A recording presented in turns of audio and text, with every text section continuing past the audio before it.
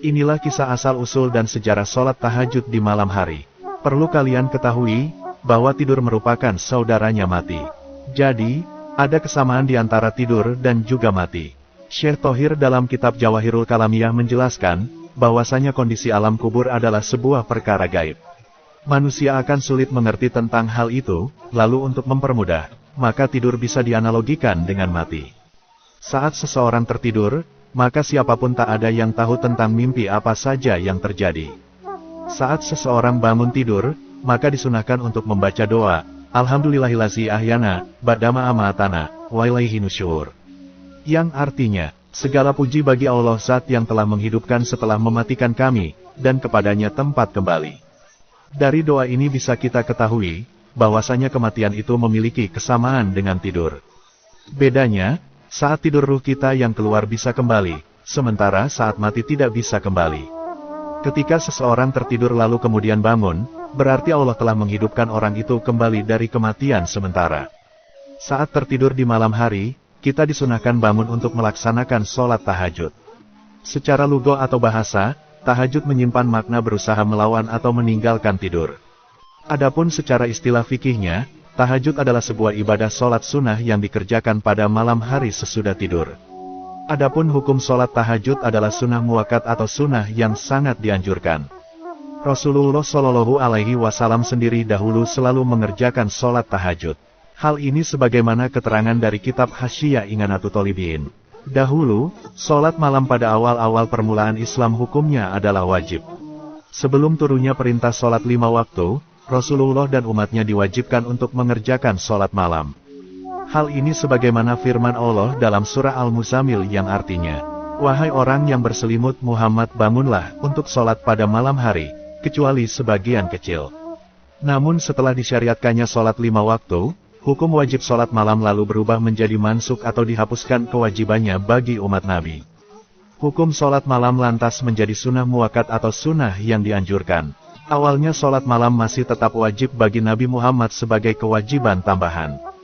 Namun pendapat lain menyebutkan, bahwa kewajiban itu sama-sama mansuk bagi Nabi dan juga umatnya. Adapun perbedaan sholat malam dan tahajud adalah, bahwa sholat tahajud itu pasti sholat malam, tetapi sholat malam belum tentu sholat tahajud. Hal ini karena syarat tahajud itu mesti tidur terlebih dahulu walau sebentar. Adapun keutamaan sholat tahajud adalah sebagaimana tertuang dalam ayat suci Al-Quran berikut.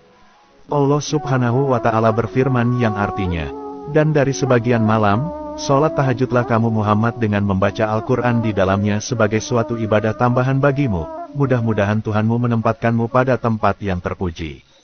Quran Surat Al-Isra ayat 79. Rasulullah Shallallahu Alaihi Wasallam bersabda, setan mengikat 3 buhulan pada ubun-ubun kepala seorang dari kamu sekalian apabila dia tidur. Lalu, ketika ia bangun lalu menyebut asma Allah Subhanahu wa Ta'ala, maka lepaslah 1 buhulan. Kemudian, apabila dia berwudu, maka terlepas pula buhulan yang kedua. Lalu, apabila ia melaksanakan sholat, maka terlepas pula buhulan yang ketiga sehingga dia menjadi giat. Tapi, apabila tidak, maka setan itu akan mengencingi kedua telinganya.